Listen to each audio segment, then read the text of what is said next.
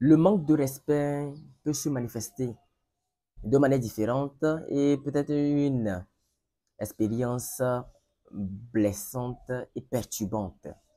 Donc, il est essentiel de savoir comment réagir de manière constructive pour garder sa dignité et son bien-être. Objet de notre curiosité dans cette vidéo. Déjà, pour commencer, liker la vidéo, ça nous aide énormément pour le référencement des vidéos. Ça fait agrandir la chaîne, la communauté et tout le bazar. Juste avant de rentrer dans le vif du sujet, je tiens à vous préciser que dans la description de mes vidéos YouTube, vous y trouverez un lien vous menant sur mon blog. J'écris des articles sur mon blog, donc vous pouvez vous approprier ces pensées, les télécharger, les garder et pourquoi pas les imprimer comme je le fais. Donc c'est important d'aller là-bas, de vous y abonner, d'agrandir la communauté là-bas de ce côté. Vous voyez un peu? Alors, aujourd'hui nous allons voir comment réagir à un manque de respect. Quelqu'un vous manque de respect, que ce soit un proche ou bien que ce soit un membre de famille, que ce soit un cousin ou un ami, comment réagir à ce manque de respect, ou bien que ce soit en société, que ce soit dans un entourage, que ce soit dans un environnement. Comment réagir de manière à garder son bien-être et sa dignité, comment réagir de manière à ne pas laisser agir ses émotions. Vous voyez, et d'autant plus que si vous avez un titre, vous êtes un renommé, on dit un renommé, une renommée. Bon, le français est un peu compliqué des fois. Disons renommée. Non, la renommée. Qu'est-ce que le français est compliqué des fois? Bon, vous comprenez, n'est-ce pas? Vous avez du titre, vous avez cette renommée, vous avez un titre en gros, et peut-être un de vos subalternes vous a manqué de respect, vous avez manqué de vos respect, un de vos subordonnés vous a manqué de respect. Il est efficace de savoir, il est essentiel, pas efficace, il est essentiel de savoir en tant que leader comment réagir, en tant que haut gradé, en tant que PDG, comment réagir face à certaines situations qui peut s'avérer très stressante ou bien peut-être perturbante ou bien peut-être euh, blessante. Vous voyez un peu? Alors donc, je vous ai écrit ici je vous ai écrit trois façons de réagir à un manque de respect. Un manque de respect. La première façon, hein, c'est de répondre avec calme et assertivité. Vous répondez avec calme et assertivité. Vous voyez un peu? Lorsque vous faites face à un manque de respect, il est souvent utile de répondre de manière calme et assertive. Cela signifie exprimer vos sentiments et vos besoins. Vous exprimez vos sentiments et vos besoins de manière claire et respectueuse. De manière claire et respectueuse, sans recourir à l'agressivité, sans recourir au coup de poing, vous voyez un peu, sans recourir à la baston, sans recourir à un combat qui va se terminer sur le ring, vous voyez, avec des chaises, avec des plats matos ici, par là, avec des couteaux. Non, c'est pas ça. Sans recourir à l'agressivité, sans recourir aussi, bon, l'agressivité, on pourrait traduire l'agressivité, ça c'est l'agressivité physique, ce que je viens de dire c'est l'agressivité physique, on pourrait, il y a d'autres formes d'agressivité, sans recourir aux injures. Les injures aussi, les insultes, les injures, etc. C'est une autre forme aussi d'agressivité. Ouais, un peu. Par exemple, vous pourriez dire, donc, vous pourriez dire, je me sens blessé. Je me sens blessé, vous voyez un peu. Je me sens blessé parce que ça provient de vous. Ça provient de vous, ça provient de votre fort intérieur, ça provient de votre cœur. Je me sens blessé par ce comportement, bien par ce commentaire, par ce que vous avez dit. J'apprécierais que j'apprécierais que nous communiquions de manière plus respectueuse. Vous voyez un peu, je me sens blessé par ce que vous avez fait et j'apprécierais que nous communiquions de manière plus respectueuse. Cette approche démontre que vous ne tolérez pas le manque de respect tout en maintenant une attitude mature. Ouais, un peu tout en maintenant une attitude mature et constructive. En deux, prendre du recul et évaluer la situation.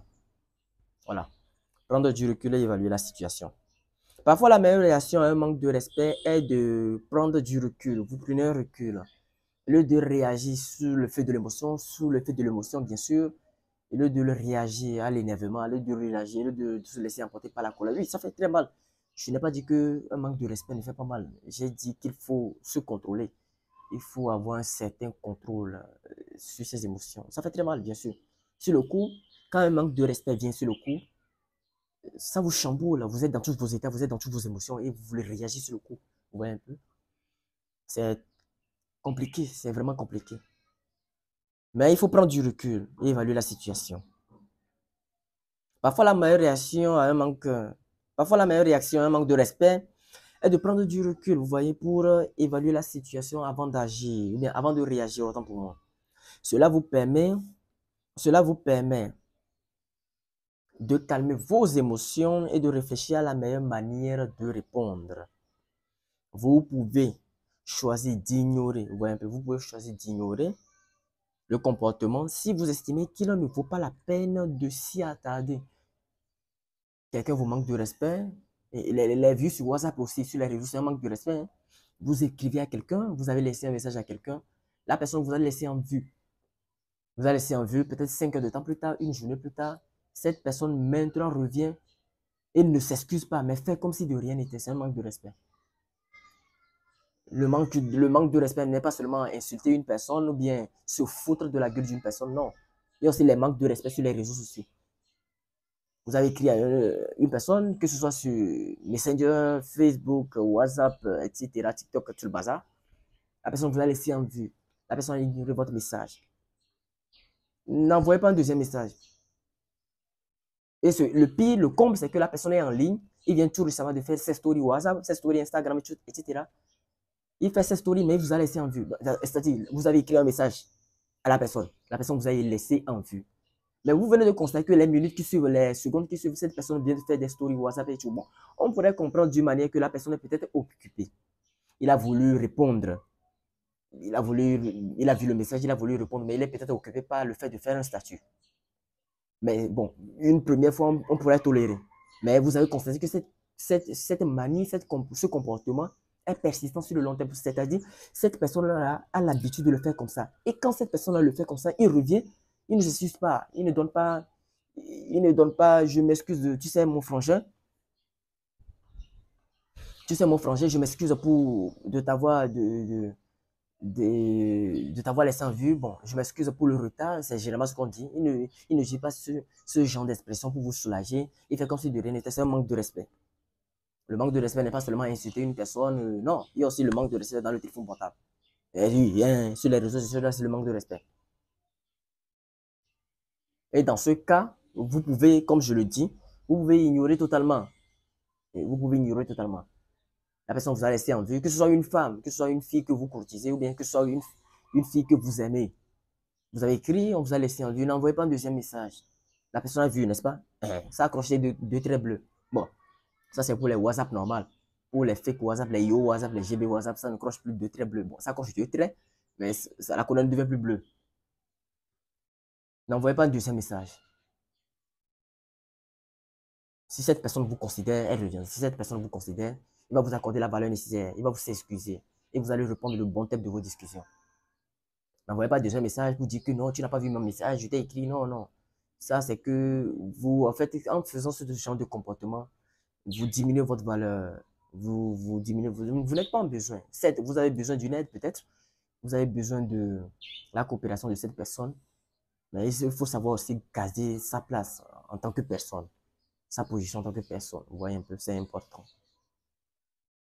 Mais bon, je disais donc que vous pouvez choisir d'ignorer le comportement si vous estimez qu'il ne vaut pas la peine de s'y attarder ou de discuter du problème plus tard. Vous voyez un peu?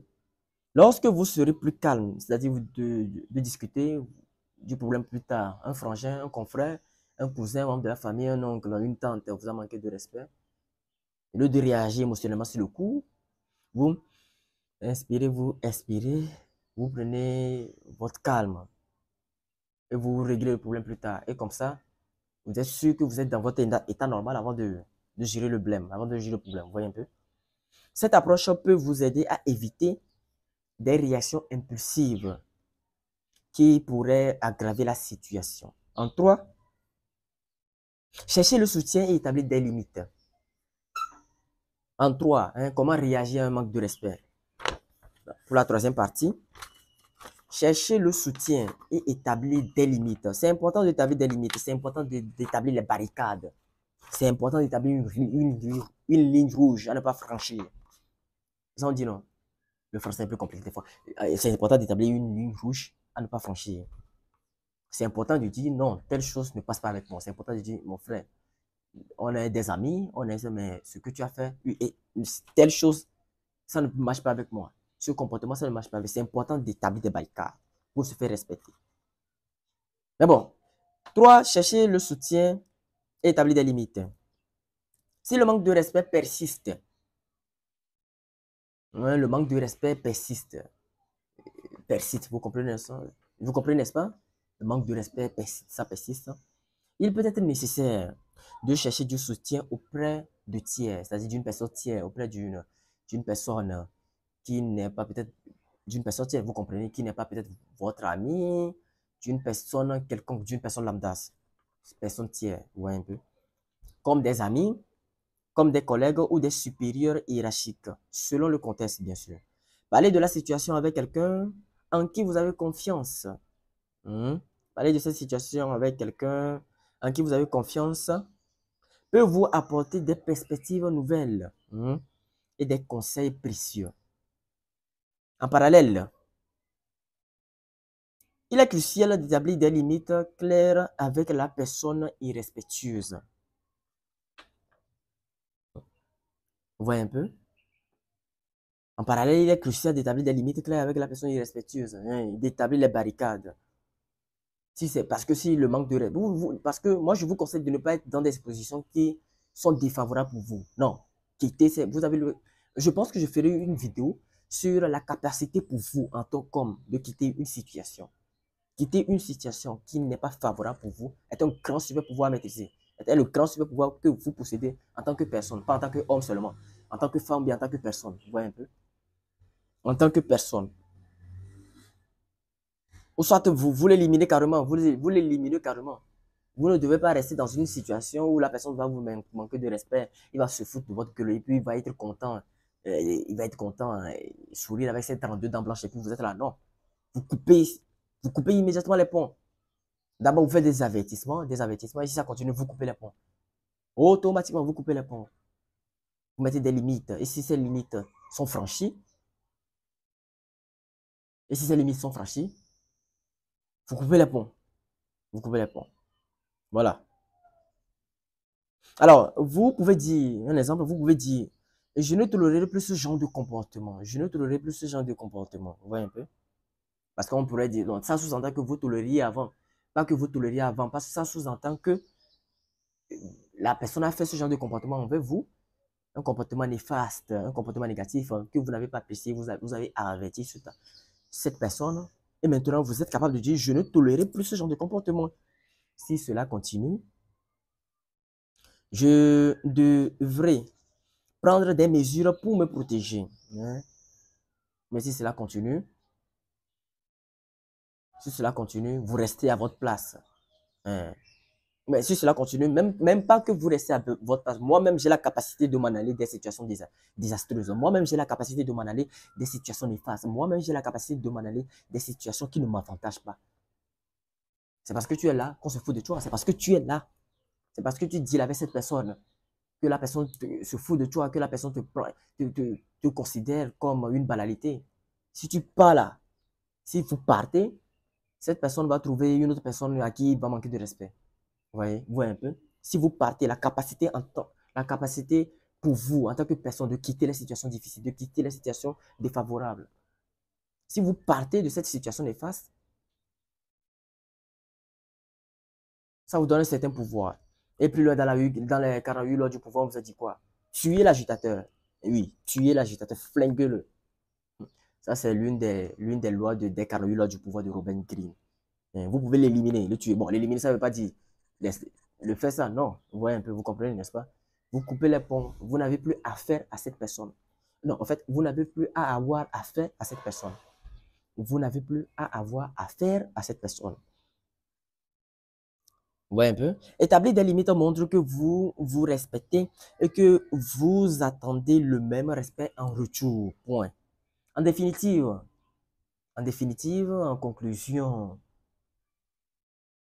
eu égard à ce qui précède, bon, ce sont des expressions comme vous avez enseigné en français lorsqu'on était sur le banc.